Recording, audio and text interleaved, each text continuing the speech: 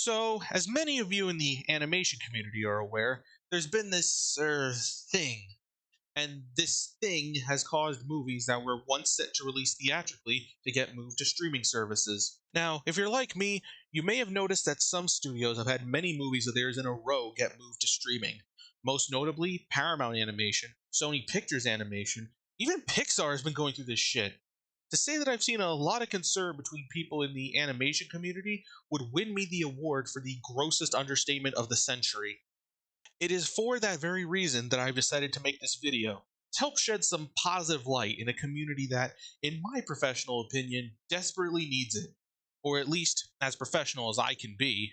I mean, considering all the horseshit that I've seen on Twitter during my long and painful 3.5 year time on that site, I'm pretty sure I know what I'm talking about.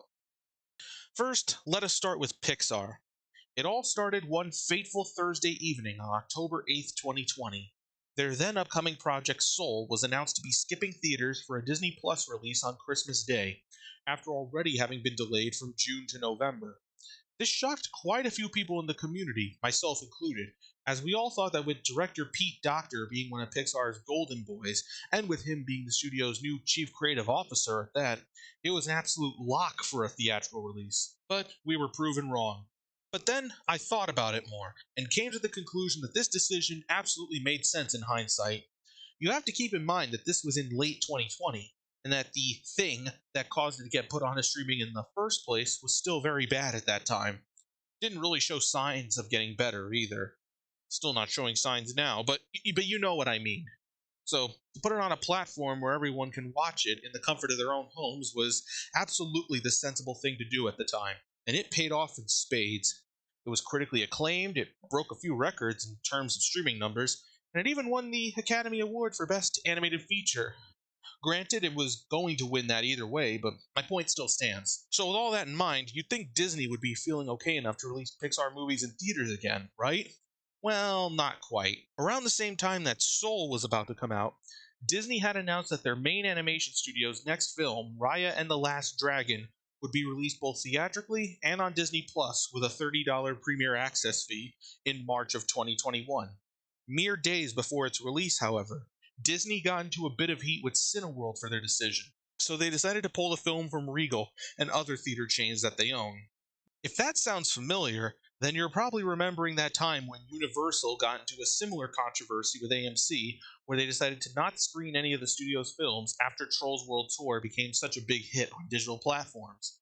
Eventually, they were able to work out an agreement in which their movies would come out on digital after some time in theaters, and then every other studio followed suit. Now, pay attention to that detail for a second, as we'll come back to that later. But first, if I may go on a little side tangent for a second, I gotta give major props to Universal for keeping all the DreamWorks and Illumination stuff in theaters. Sure, their decision to delay Minions The Rise of Gru by 2 full years is a bit much, but I think that just goes to show how much they care about their IPs. Hell, they allowed Sing 2 to open first when it was originally set to come out after Minions. If that's not commitment, then I don't know what is. Plus, I've heard some rumblings that Illumination might lose money if Minions 2 skips theaters, so yeah. But back to Disney, you'd think that after Universal resolved their drama with AMC, they would learn the same lesson, right? Well, that's where you're wrong. Shortly after Raya opened, they announced that Pixar's next film, Luca, would also be skipping theaters in favor of a Disney Plus release. Once again, this shocked people who thought for sure that we'd get this in theaters. This time, however, people started getting mad at Disney for mistreating Pixar. How fucking dare you make a sensible financial move? While I very much understand those complaints, I also have to point out that this thing was still very bad in March of 2021. Sure, people were starting to protect themselves from it at this time, but I still think Disney made the smart decision here. Now, movie theaters were slowly opening back up by Luca's release on June 18th, 2021, so you could argue that Disney should have released it in theaters anyway, but then I say, would there be as many people talking about it if it came to theaters, even during normal times? Would merchandise be flying off the shelves? Could switching to Geico really save you 15% or more on... Bottom line is, while I don't understand this decision nearly as much as I understand Soul, I still think Disney did what they could given the climate at the time. Around here is also when Disney actually made amends with Cineworld, and they decided to finally put Raya in their theaters. This is also when they announced that their feature film slate for 2022 and beyond would come out on digital after being in theaters for 45 days. And they also promised us at the time that Turning Red would be the first Pixar film in theaters since Onward, so things were looking bright here. But then, sure enough, in January of 2022, Disney announced that Turning Red would skip theaters for another Disney Plus release. This time, people really got mad. And I have to say, out of all the Pixar movies that Disney put on their streaming service, this is the one that I understand the least. Sure, the thing started to mutate, but even with all of that, you still had Sing 2 pulling in decent numbers, and Spider Man No Way Home even became the first movie to gross $1 billion during all this madness in the world. So this just seems a bit inexcusable. Now, I've spoken to some people who are a little more in the know about this stuff, and I can't say much due to reasons, but all I'm going to say is Disney may or may not have used their main animation studio's movies as an excuse for their treatment of Pixar. I mean, geez, look at Encanto. Nobody really talked about that movie when it was in theaters, but now that it's on Disney Plus, everyone is suddenly raving about it. Like, did you know that We Don't Talk About Bruno is the highest charting Disney song since A Whole New World from Aladdin? But yeah, at this point, you're probably thinking, did Disney use Encanto's streaming numbers to determine how they released Turning Red? Or, for that matter, did Raya's box office affect the release plan for Luca? Well, like I said, I can neither confirm nor deny what's going on here, but that's besides the point. Thing is, with all this complaining that I see in the animation community, it got me thinking. We've been taking mainstream feature animation for granted. For years, a movie from any of the main animation studios was seen as an event. You felt like you absolutely had to see that movie, or else you would feel left out.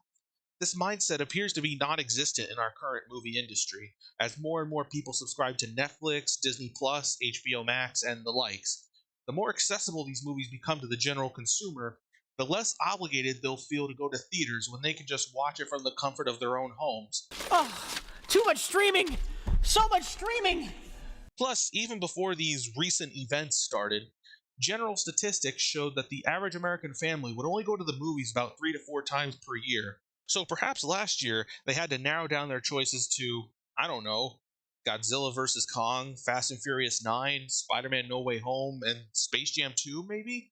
Sing 2? Adam's Family 2? Don't Breathe 2? Ron's Gone Wrong? So yeah, a film that seems like it's guaranteed to be in theaters could be moved to streaming at any given moment, even if it's based on a pre existing franchise that has consistently done well in theaters. Which actually brings me to Sony Pictures Animation. For the longest time, The Mitchells vs. the Machines was set to be a theatrical release. Even during that long period where it didn't have a release date, executive producer Phil Lord kept insisting that it would be a theatrical release no matter what. But then Netflix happened. Many people were shocked by this at first, but in the end, it turned out to be the best thing that could have happened to the film. Sure, it would have gotten rave reviews even during normal times, but I guarantee you that it would have never become this sort of overnight sensation if it weren't for Netflix. Plus, even back when it was supposed to be in theaters, it would have had that bland one word adjective title, Connected, and that theatrical trailer they put out was honestly kind of terrible, so thank God for Netflix. The next two Sony animation movies, Wish Dragon and Vivo, also got the Netflix treatment. Now, I will say, I always suspected that the former would come out on streaming, since as far back as 2019, the other Sony animation movies slated to come out after it all had firm release dates, whereas this did not. And as for Vivo, there had been little to no information on it before it was announced to come onto Netflix, so I also saw that coming. Plus, it really made sense in the long run because not only did Lin-Manuel Miranda have Encanto out the same year, but also after how terribly In the Heights performed at the box office, another product of his could have easily gone belly up. I mean, remember when Disney wanted to release Hamilton in theaters? But anyways, next up on Sony Animation's calendar was Hotel Transylvania Transformania, the fourth installment of their most successful franchise, which managed to even cross $1 billion total. So you'd think with all of that, they would absolutely give the next entry a theatrical release. Nope! On to Amazon Prime it goes. Haha, Jonathan, we were sold to Jeff Bezos. Oh no! This is a fate worse than death! Now, there were many things about this release that shocked people. For starters, being part of a huge franchise, but also because people thought that it would go to Netflix like how the previous Sony movies did. Plus, they didn't really make clear that it had been removed from its October 2021 release date, to the point where even the voice actor for Dracula didn't know it had been delayed. And while we're on the subject of botched release plans, let's move on to Paramount Animation with the SpongeBob movie Sponge on the Run. People also thought this would be a lock for theaters because SpongeBob is one of Viacom CBS's most profitable IPs, but nope, they truly went off the rails for this one. After being delayed a few times due to the thing, it ended up coming to theaters on August 14th, 2020, only in Canada, then on Netflix in November 2020 in every country except North America, where it eventually wound up as a launch title on Paramount Plus this past March. Then their next movie, Rumble, got delayed multiple fucking times before it too got sent to Paramount Plus a whopping 2 months before it actually was set to open in theaters. And if that's not bad enough, Paramount Animation as a whole just isn't doing that great. Actually, you know what? Let's assume that Paramount Animation's next movie, whether that be Blazing Samurai or The Tiger's Apprentice, actually does get a theatrical release. It will be their first film to have such treatment since Wonder Park, either 3.5 or almost 4 years prior. For that matter, let's look at Sony Pictures Animation. By the time Spider Man Across the Spider Verse Part 1 opens in October of this year, it will have been 3 years since the last movie of theirs opened in theaters. Of course, since it's Spider Man, this one should be a lock for theaters. Not that I want to jinx anything, of course. If anything, I'd say the one movie we should keep an eye on is Lightyear, the Pixar movie that Disney plans to open on June 17th of this year. Being a part of the Toy Story franchise, you would assume that this would be all set to go into movie theaters. But then again, if Disney truly is undervaluing Pixar like people on Twitter say they are, then Lightyear could very well be a streaming exclusive. But then I thought, no matter how it's released, it'll be a double-edged sword either way. Scenario A: if it remains a theatrical release over the last few original Pixar movies, is Disney just going to have Pixar do more franchise stuff in the future like they did in the 2010s? Are they going to release those in theaters while all of their other originals get sent to Disney Plus? Scenario B: if Lightyear actually does get sent to Disney Plus, then does Disney actually have faith in Pixar? Is it possible that they could try to break away from Disney like how they almost did during the mid 2000s? Yeah, full disclosure, I mostly wanted to make this video about Pixar. The Sony and Paramount stuff was kind of an afterthought. What I'm trying to say is that, with how much the film industry is changing, don't ever take seeing these movies in theaters for granted. Chances are they could be stripped away from you at any second. The next time you go out to see the latest movie from Disney, DreamWorks, Illumination, or even Warner Animation Group, take in every second of it. Hell, if there's one thing I learned from Blue Sky Studios shutting down, it's that you should treat each movie as if it's going to be the last one you'll ever get to see from that studio in a theater, or the last one from that studio in general. The unfortunate part about that, however, is that because of most of these movies skipping theaters, there now won't be an animated movie out until The Bad Guys on April 22nd, when the last theatrical animated movie was Sing 2 this past December. Even worse is that there really aren't any family-friendly blockbusters coming out until Sonic 2 at the beginning of April, with the last one being, again, Sing 2. March in particular has virtually nothing major for children. I mean, do you really think anyone's gonna wait in line for The Unbreakable Boy?